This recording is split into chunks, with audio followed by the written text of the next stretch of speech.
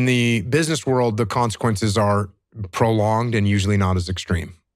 So you can get away with less action, even though eventually it will catch up with you. And you've got an example of that in your book, and the father-son deal, and one of them takes 9 months to execute and the other one executes immediately. And the one that executes immediately is successful. The one that doesn't, takes 9 months to execute, fails. So eventually inaction will cost you. And you say, interestingly, that, in the SEAL teams, you must be conditioned to do this. I had to condition people to take action, even in the SEAL teams.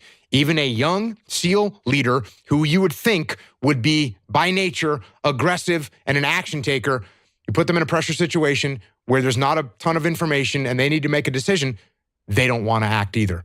So one of the things that I would teach was that their default mode was to be aggressive. Their default mode was to take action. I would teach that. Same thing we just discussed. I wouldn't say, hey, look, that means you have to take action, but your default setting should be, I'm going to do something. Because I'd have a young SEAL officer and there'd be some training mission and there'd be a problem in a building and there'd be a bunch of paintball flying around in there, and he wouldn't want to go solve that problem. He'd back away from that problem. And I would have to go push him in the back and say, you see that problem over there? You got to go solve that problem. It's not going to go away. You got to be aggressive. That's got to be your default mode, is to take action and make things happen. Because most human instinct is to wait. Most human instinct is to hesitate. Most human instinct is to let things go longer and stick with the status quo. And that seems to be on the front, the lowest risk in the situation is to not do anything. It usually appears to be the lowest risk. But just like the example that you gave in your book, it definitely seems lower risk. Oh, well, he wants money, he wants investment, new thing. I don't know. The lowest risk in that situation is to not do anything. And that's what many people do, whether they're in the SEAL teams or whether they're in business. So to train people to, I need to take risk, some level of risk, take action, because in the long run, I say 7 out of 10. 7 out of 10 times, action is better than inaction. 70% of the time, action. There's definitely times where you got to hesitate. There's definitely times where you got to hold back. And that's the other book you got there is called The Dichotomy of Leadership, because there's times, yes, absolutely, action, aggression. There's also times, the other end of the spectrum was now's not the time to make a move. So it's definitely a dichotomy, but to me, 70% of the time, you better take that action. That's got to be your default mode. Very few decisions are final. Very few decisions are final. Even something like buying a house. Should I buy this house? Oh my gosh, it seems... If you buy a house and you decide it wasn't the house that you wanted, you sell the house.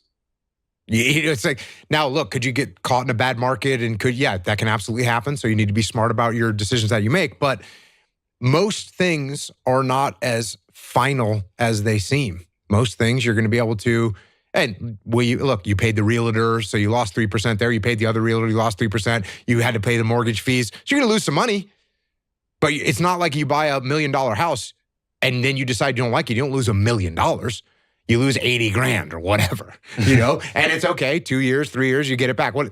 So people think of decisions as being permanent. If you're in marketing and you approach me and you say, hey, listen, CEO, there's a new marketing opportunity that we'd like to get you into.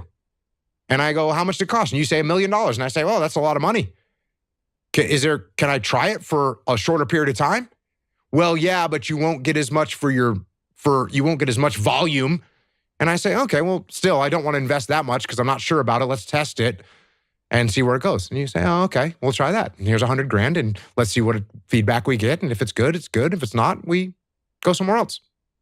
I use what I call the iterative decision-making process. I'm only to take small steps.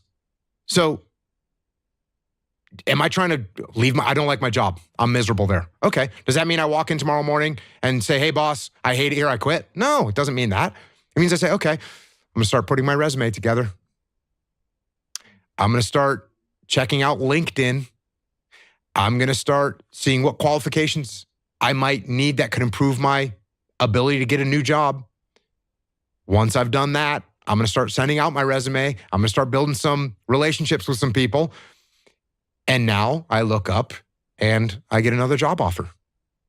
So I didn't make a crazy short-term emotional decision. I made a slow, progressive, iterative decision-making process that led me from a situation that I didn't like to an opportunity that seems more promising. And this could apply to just about anything. When people ask me, and I got a book I wrote called Leadership, Strategy, and Tactics. It's like how to get promoted. How do you get promoted? Don't worry about getting promoted. Focus on the team. Focus on the mission. Focus on doing a good job. Focus on supporting your teammates. If you do those things, you're going to get promoted.